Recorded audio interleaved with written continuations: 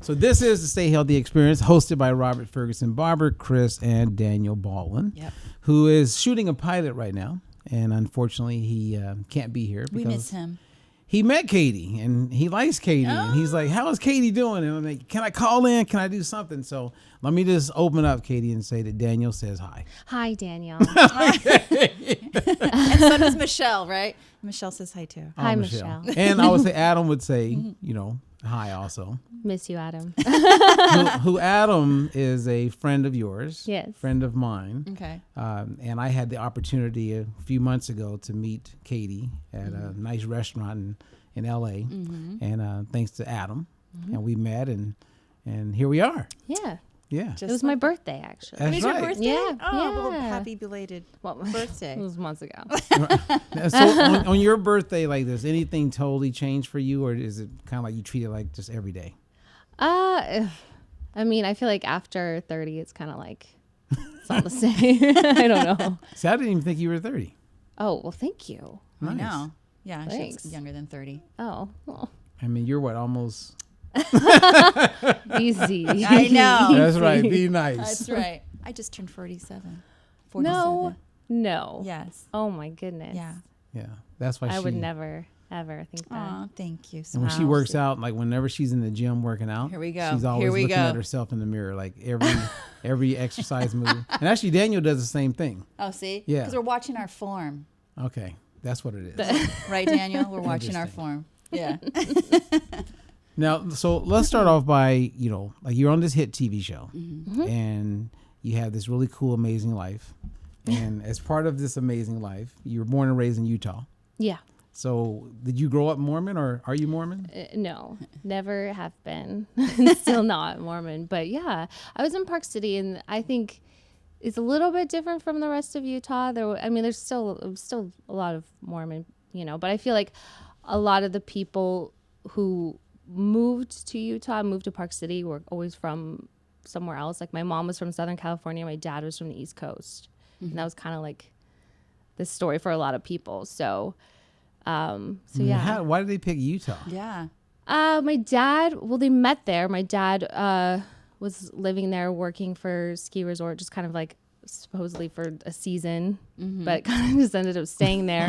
And then they were sort of dating long distance. And then my mom ended up moving there, and they decided to just get married and raise a family there. But it was such an amazing place to grow up and raise kids. It was, safe. And we were able to just sort of run around town and hop on the city bus. It was a really amazing, beautiful place. Yeah, Utah is so beautiful. It is beautiful. yeah. So you grew up there for the majority of your life there. Yeah, until I was 20, and then I moved to Los Angeles. Wow. Now, did you come to LA for entertainment? For the dream. For the dream. Yeah. Okay. So Or was the almost dream 14. in you like when Yeah. you were 8 years old? You know what I mean? Yeah, I always wanted, I always liked to do plays, and I was very into like performing and acting and wanted to do the modeling. So that was always really what I wanted to do. I did after high school, I was like, okay, I should try college. I think that was important to just give it the college try. Yeah. And after a semester, I just was like, this is not for me. I didn't want to, have college debt. So I just was like, okay, that's not for me. I just sort of worked for some time until I was ready, until I felt like I was old enough and I had some, experience out in the world living on my own, and then could make the move to LA and felt like I could, survive. Yeah, like what is that like? You know what I mean? Like modern day, 'cause you hear stories. Like I remember Taraji, actress. She was sharing how, she's a single mom, and she just went for it. Oh, right. You don't have a job. You're like, I'll figure it out. I got a little bit of money, and for her, it worked out. Yeah, you just gotta just go for it. It's hard to really just plan and have a plan in action. I didn't have a lot of money. I slept on my brother's couch for like a good month or two. Okay, and so you had a sibling here. Oh, yeah. okay, My he's brother already was out going here. to like film school and was working. And so I just stayed with him and his roommate on a couch. And then I found some roommates and we found a place. And I did have a job when I moved out here working as an assistant to a fashion stylist. Oh, cool. And I was working like 8 days a week. I worked like nonstop. It was great because a lot of my job was in my car, like running around, showrooms or running errands. And so I had to learn the city very fast and how to get around. So that there was a plus in that. But I didn't have time to go on auditions or didn't have time to take an acting class. And, it was great. I had a lot of fun. But I wasn't able to do what I, sought out to do here. Right. So I did that for about 6 months and then left that job and then started working at a restaurant and got into acting classes and got some headshots and then, started that whole grind. That life sucking. So sucking. It was fun and I loved it.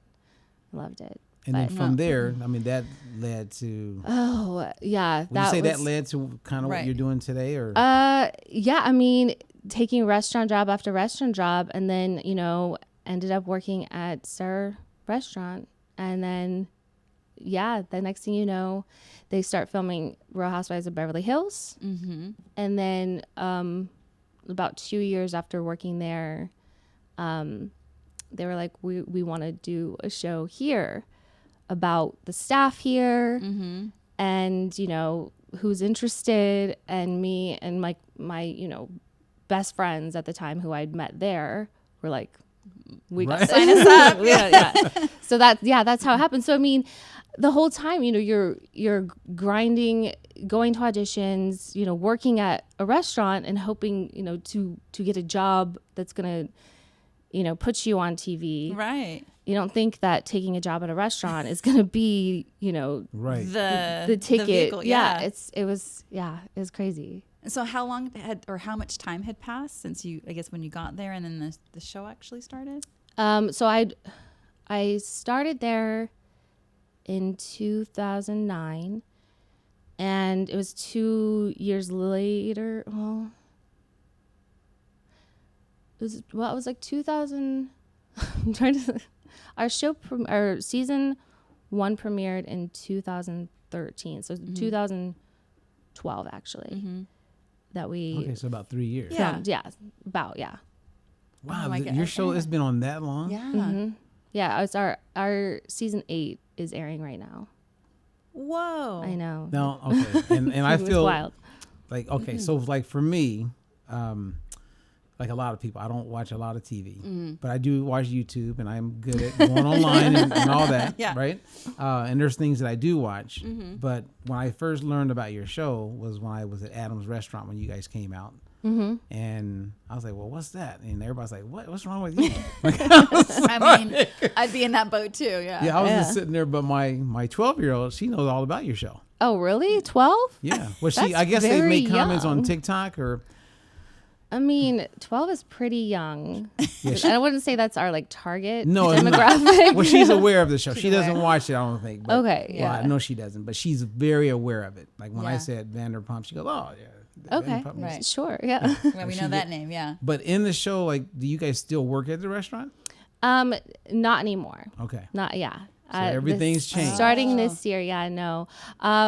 My husband and this other guy, Tom, they partnered with Ken and Lisa, who are two of the owners of Tom Tom, and they own Villa Blanca and also Pump, some other restaurants in LA, and they opened up Tom Tom with them, so they're like junior partners with them, and so that's been something new.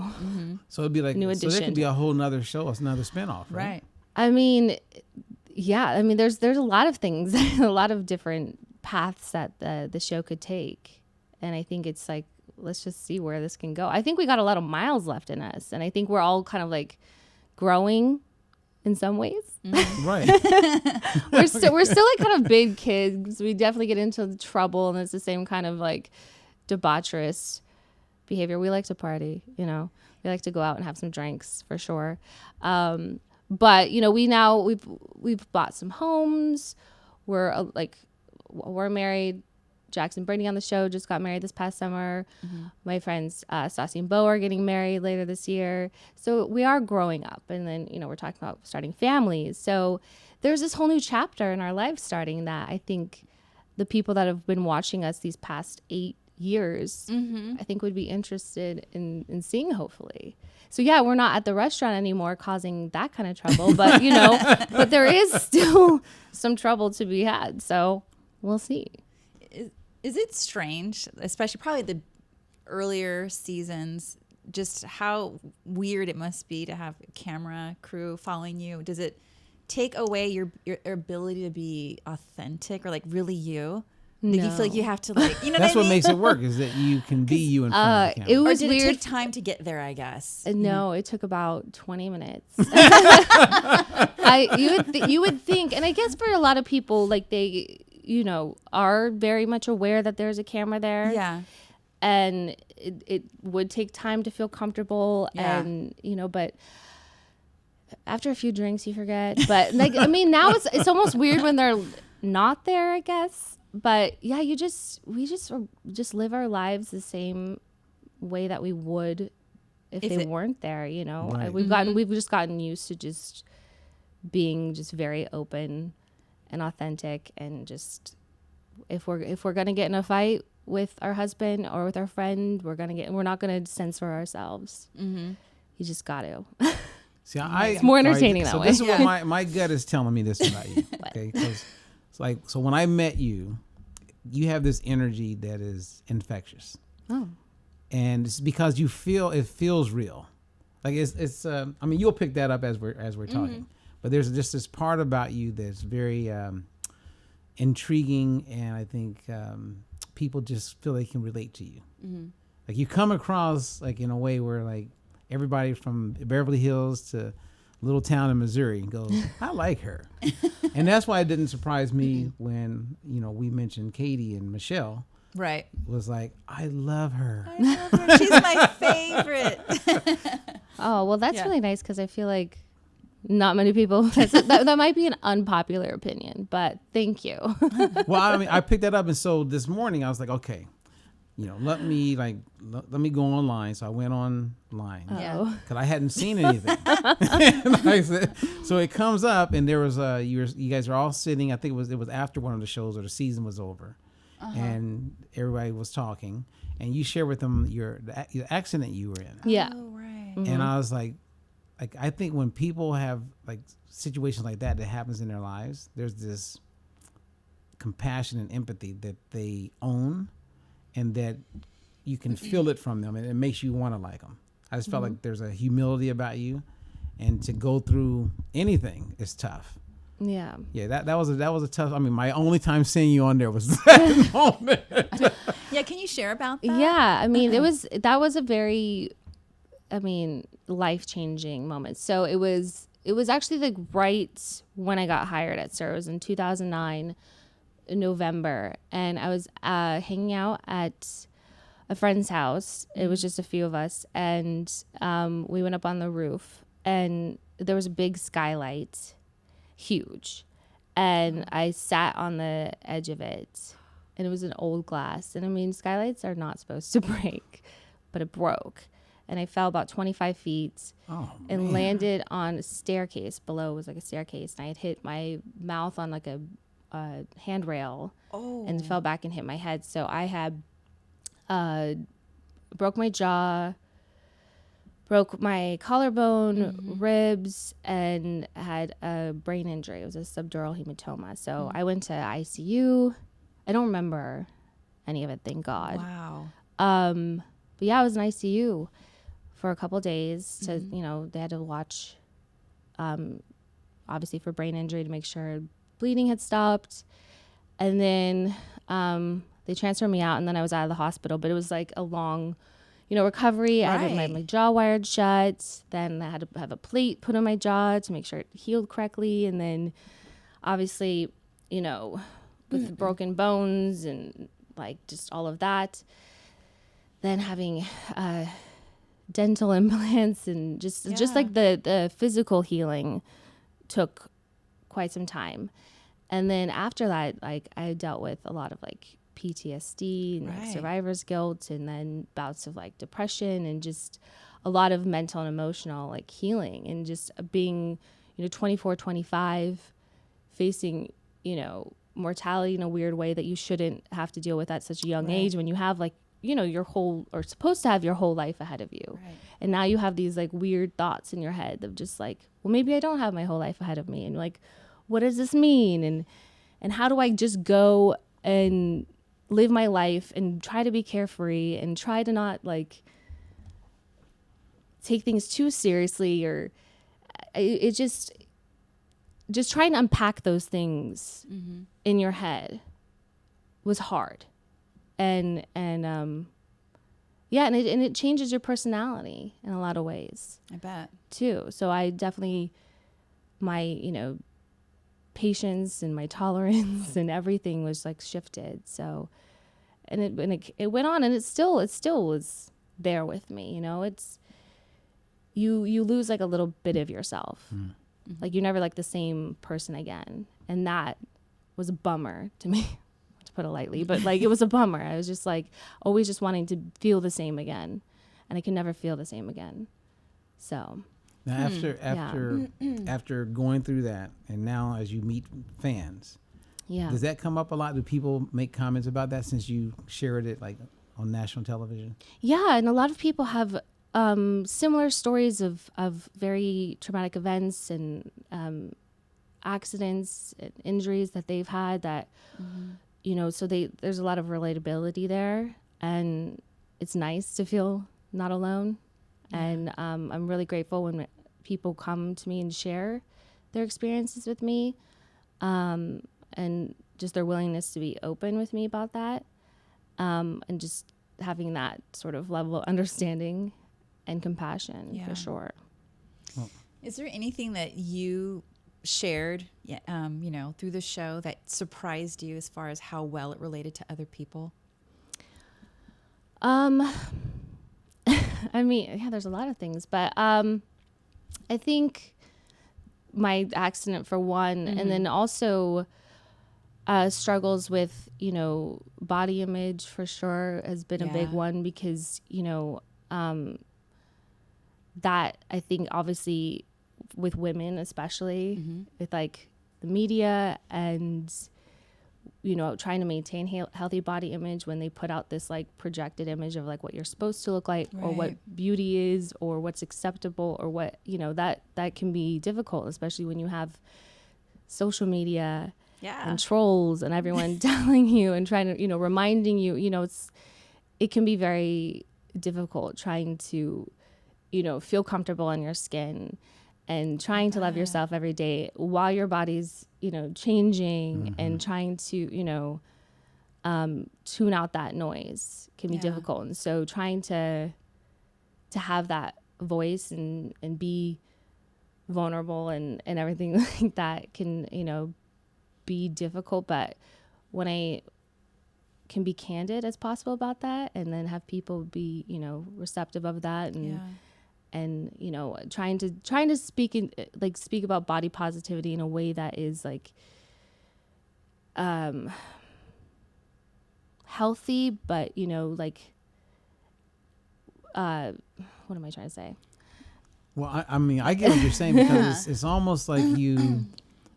I mean, one, she loves herself. You love who you are. Yeah. But like you said, you have these trolls or these people that always got to make a comment. I'm sure. Yeah. And they just want to constantly throw it out there. And I'm sure they're nasty. Like, how do you, do you read it, or do you just go, I'm not looking at all that? Right. I mean, I want to be able to interact with people, and because there's still a lot of like wonderful, supportive people, and I want to make sure that I, give the love back to them. Yeah. In order to do that, I'm going to have to see some of the negative stuff too. So for a long time, I just was like, I'm not going to look at any of it, but then you're ignoring a lot of the positive, amazing people that are very supportive. So at this point, I don't know. It doesn't affect me as much. I know it's there, and it's the same stuff that people say, like, oh, like it's the same like pig icon that they just write over and over, or like fatty this, or like, and it's almost like I'm desensitized to it in a way, which is like really sad, because like I just feel like it just shouldn't be there in general. But I just am less affected by it now. Right. You have thick skin now, like to that.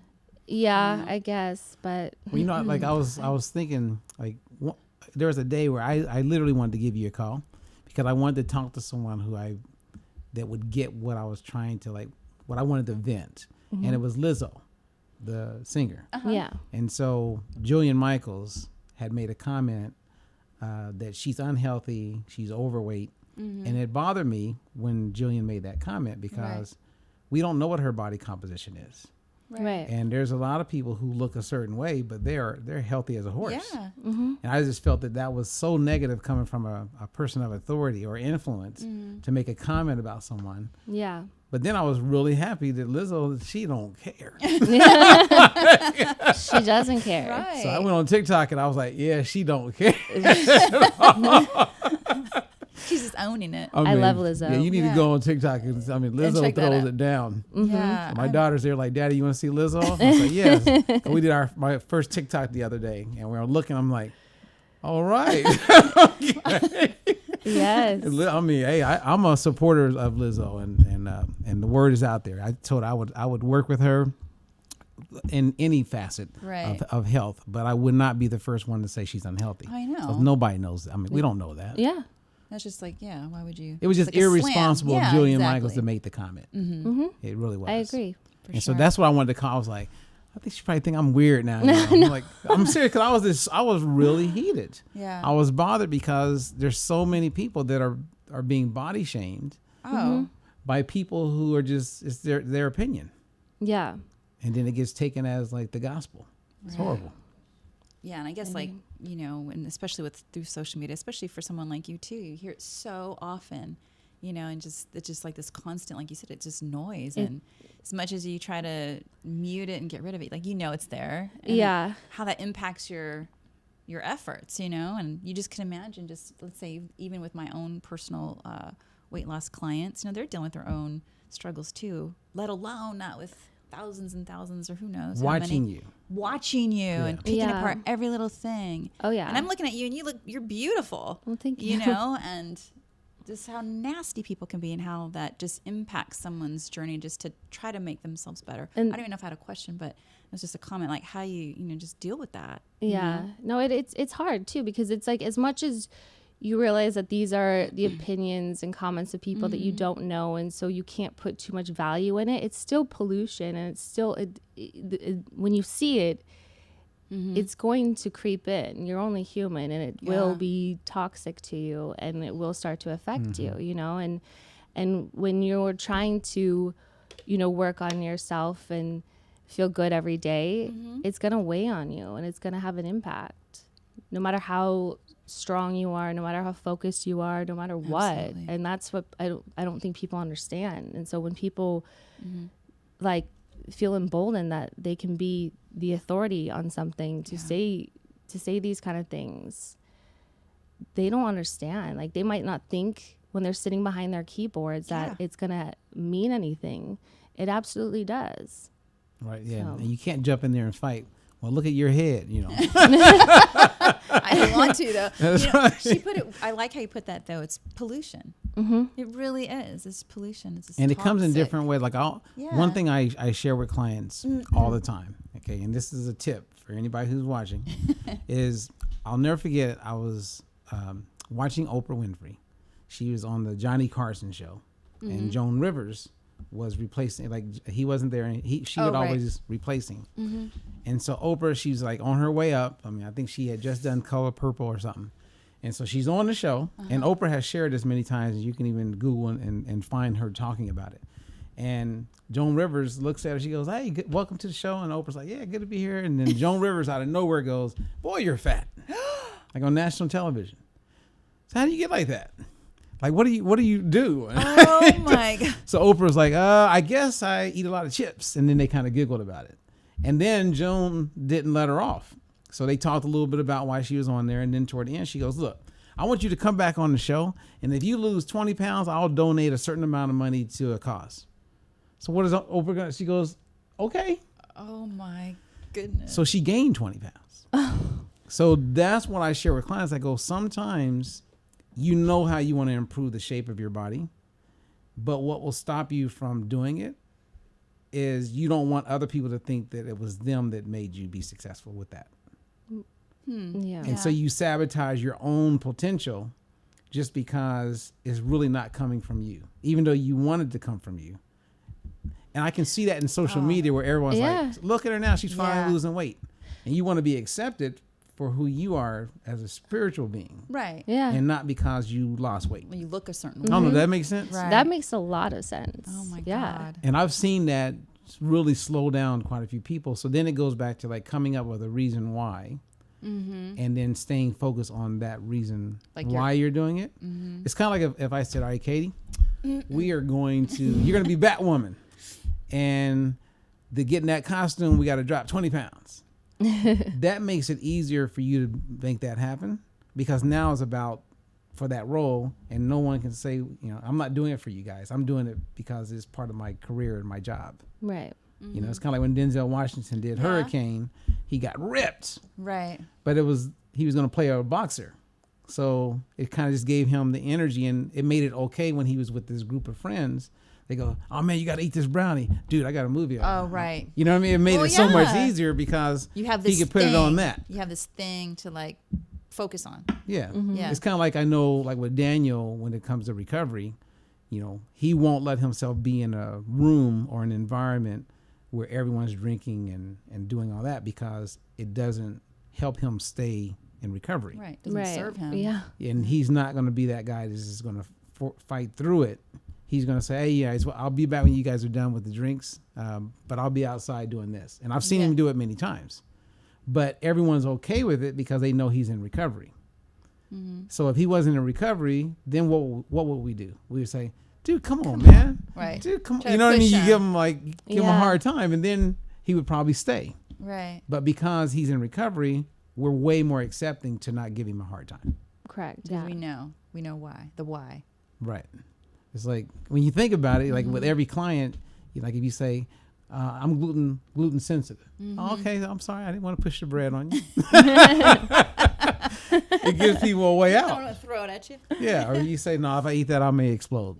Like what was that Jumanji when? Jumanji. Did you see that movie? Yes, I did. Remember he ate cake? That was cake. That was his weakness. Yeah, what was that's Hart.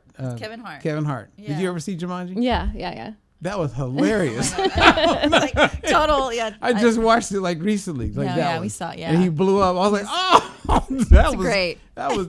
And then I watched part 3. Fell asleep. I hadn't seen the Yeah. I did. I saw it. Did you like it? Yeah, I did.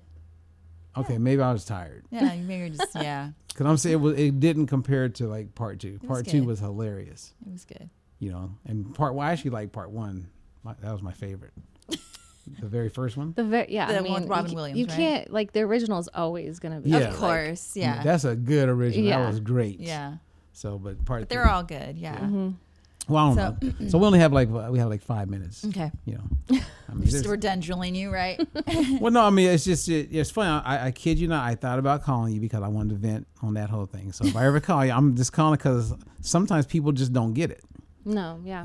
and I just think that if, when you meet someone that you believe gets something, then it's nice to be able to speak to someone knowing that you're being heard. Well, next time, call me up because I'll probably be like, oh my God, same. Bet. Now, do you have any questions before we say goodbye? Well, I was just when she came in earlier, I just asked her how, because I know she's getting coached and she's going through the whole Diet Free Life process, and I was asking her how she was doing, and so I wanted to find out like what you find is couple things. What is most helpful for you, so as a client, and then the things that you struggle with, what would help you? No, makes sense. Okay. Wow. So the first one would be, okay, so if you can answer like the things that you've struggled with. If I was your next door neighbor, it'd be easier. Yeah. Yeah. Well, I mean, always the dieting in general, like following diets never worked. To me, it always felt like it was temporary. It wasn't sustainable when you were trying to eliminate things from your diet. It wasn't realistic to me to say like, I'm not eating this right now, or I'm going to only follow this. I had to be able to feel like this was something I was going to be able to just implement into my life. It was going to be like a lifestyle change. It was going to be eating real food. I was going to be able to go wherever. I'm often not at home, so I can't be something like, well, I have to like prepare all my meals. It needed to be something that was like approachable and realistic. Okay. And so for me, it was just when Robert sat and told me like what it was, I was like, why does this make so much sense? Like it just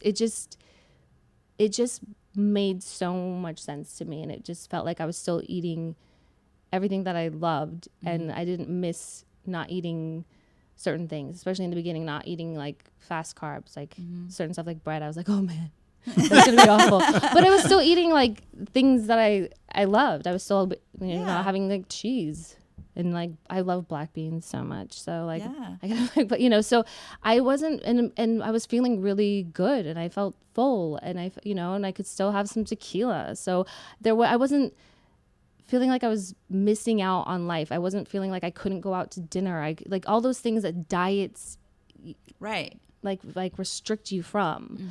And so I felt like, okay, like this is not, this is something I can do and stick to, and then when I started feeling like I was seeing results and feeling good and having energy, and that was a big thing. It was like I had not been seeing any results, and when I started seeing the results, then I started feeling really good. Heck yeah. We even worked out together. Oh, that's awesome. Well, not in person. I sent her one of the workout videos. And it was really hard. Actually, I really have more hard to give you. Oh man, Yeah, I was like, awesome. please tell me that other people say that this is really hard. And he's like, other people say that. I'm like, well, don't lie to me. Yeah.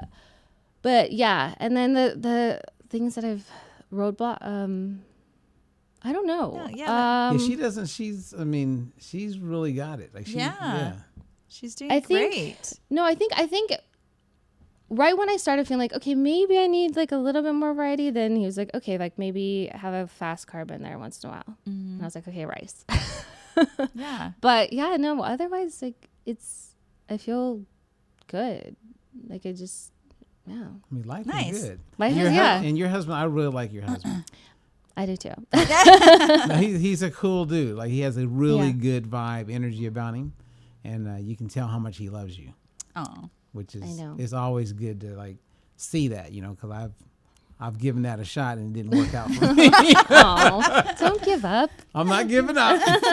There's hope. Yeah. Keep hope alive. that's right. But it doesn't always, whereas the couple that we were talking to earlier that was here, they've been married 37 years. 37 years. Yeah. Like, They're what so is that cute. like? They're so cute. And they were in love, man. You could, like, No, yes, they were like Yeah. connected, like just right there. yeah. I love that. That's awesome. Which is good. And, one of my mentors back in the day was this guy named Jack LaLanne. And Jack LaLanne, the father of fitness, he was married for over almost 60 years with Elaine LaLanne. Oh my God. Oh, it's throws Oh, me. like Lillian. Lillian. That's like Lillian. Yeah, I mean, they were like, and when I was around them, I mean, you would think they just met like 2 weeks ago. I mean, and this was after 50. I mean, seriously. Oh my. Now, he still flirted with all the other ladies in the room, but that was just his personality. Right. Yeah. But Elaine knew. Yeah. Or and he knew. And he made it very clear every time I was around him, like you're talking 88, 89, 99, Oh my God. 91. He was like very sexually active. And I was like, I really don't need to know all that, Jack, but hey, thanks for sharing. And then his wife's in the background just like that. Oh yeah. Oh, they had it going on. But the one thing that they learned early on, and this was a good tip, because I would go to his house up in Morro Bay, is that in their home, it was one story. At one end of the house, he had a room that was his gym, his workout room. And on the other end of the house, she had her workout room. So they learned that we don't work out together. So That was their thing. That was, well, I've experienced that. It's cute at first. You know, when you're married or you're dating someone, you work out Spot together. me. Oh yeah, I got you. Then after a while, one person's like, oh no, let's do this. Oh, let's do that. I know you're not doing that right. Well, you need to go do. You start creating some Then you friction. start like hating working out together. Yeah, I mean, like you and your hubby, do you guys work out together? No. So you got it already. Yeah. No, I mean, sometimes we'll go to like, there's this class that we like called Lit Method, which is like sort of like a circuit sort of training where you do like rowing and then you'll do like resistant bands. So it's Okay. like a low impact, high intensity training, which is great. So we'll go do that together, but we're not like in the gym, like spotting, Like next to each other going, come on. No. You need some space. Right. So, they One had time two- I did make him do Pilates with me one time. and it was way harder than he thought it would be. Right. Of course. He's all like, Pilates, that's no joke. Yeah, it good. hits different. Yeah. It just, I love it. So they had 2 separate workouts locations, and that was their secret, the Lalanes. Yep, that was one of their. I'm serious. That was Wow. like, and No, they were very clear about it. Too. Yeah. Like, It was like very their clear. their Because me think about it, time. they both. I mean, she was into fitness. I think she was a dancer. Yeah. Yeah. And then he's Mr. Fitness guy. need So a they break. both felt they had the solution. Right. So, you know. I mean, it makes sense. Yeah, you need your time apart. Yeah. You know. Plus, it's fun. I think of like Barbara, 'cause whenever she's working out, she's always staring in the There we mirror. go.